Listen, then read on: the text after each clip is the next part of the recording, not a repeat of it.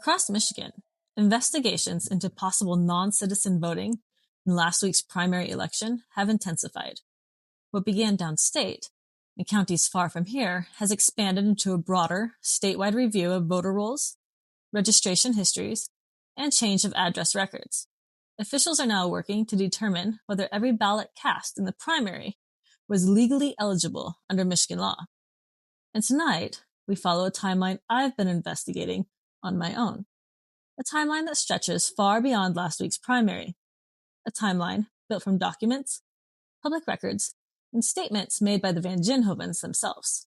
A timeline that begins overseas, crosses an ocean, and eventually intersects with Michigan's District 1, where Kelli Vanginhoven is currently a candidate for the Michigan State Senate. All information in this episode comes from publicly available records and credible sources, including statements made by the individuals themselves. Nothing here asserts wrongdoing as fact. These are questions raised by documented timelines, and the individuals involved are invited to provide official naturalization records to clarify the truth. This is Delta Deep Dive. Now let's dive a little deeper. According to Kelli's own social media posts, she and her husband Bjorn Rudolph Vanginhoven lived in the Netherlands for 2 years and returned to the United States in 2002. That detail matters, because when you compare it to the voter registration history, the address changes, and the voting records, the timeline raises questions that deserve answers. Not from me, from Bjorn and Kelli themselves. Let's start with what Kelli herself has said on her own social media. She states that she and Bjorn lived in the Netherlands for 2 years, returning to Michigan in 2002.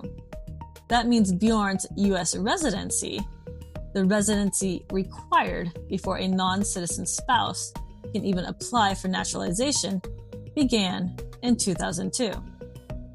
Under U.S. law, a non-citizen spouse of a U.S. citizen must reside in the country for 3 years before applying for citizenship.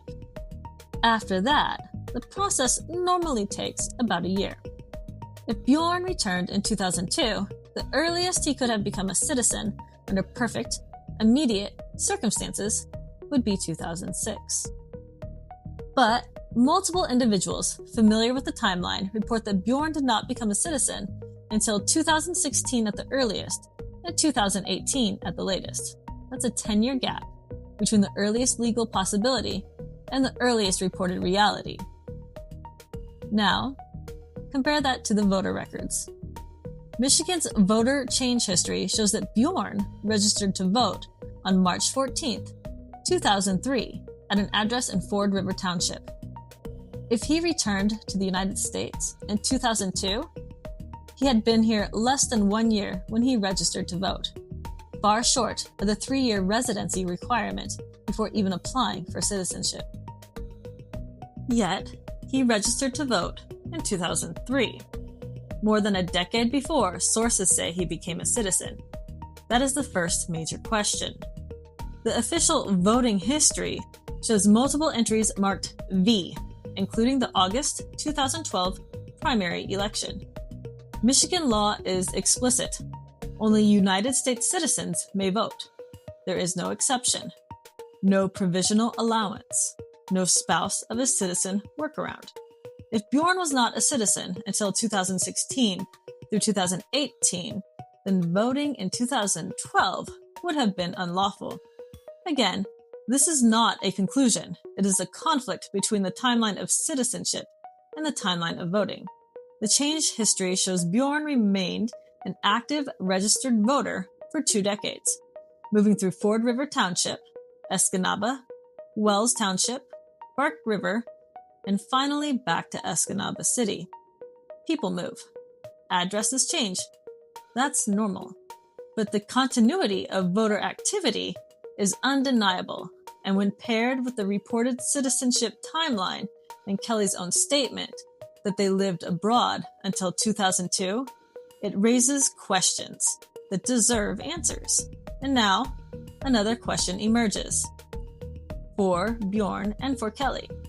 If illegal voting is a serious issue in Michigan, and if investigations into non-citizen voting have already reached Delta County, then the public naturally wonders how a candidate can be trusted to support legislation addressing the problem if her own household may be entangled in it. This is not an accusation. It is a question created by the documents and by the timeline itself. So, here are the questions for listeners, for Bjorn, and for Kelli. If Bjorn returned to the United States in 2002, how was he able to register to vote in 2003 before meeting the residency requirement for citizenship? Was Bjorn a U.S. citizen when he registered to vote in 2003? Was he a citizen when he voted in the 2012 primary? If not, how did these registrations and votes occur? And why has the naturalization paperwork not been made public to clear this up? These are not accusations.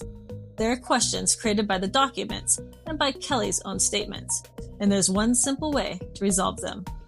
Bjorn and Kelli Vanginhoven could release Bjorn's naturalization certificate, the official record that shows the exact date he became a citizen, the court where it was granted, the case number, and the legal confirmation. If Bjorn was a citizen before 2012, the record will show it. If he was not, the record will show that too.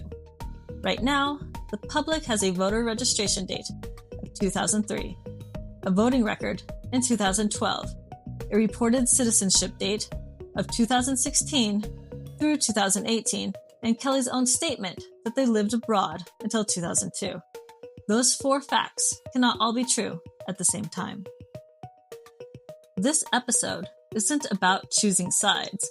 It's about choosing transparency, asking whether the timelines match the law, whether the records match the requirements, and whether people seeking public office owe the public clarity when the documents raise legitimate questions. The answers exist.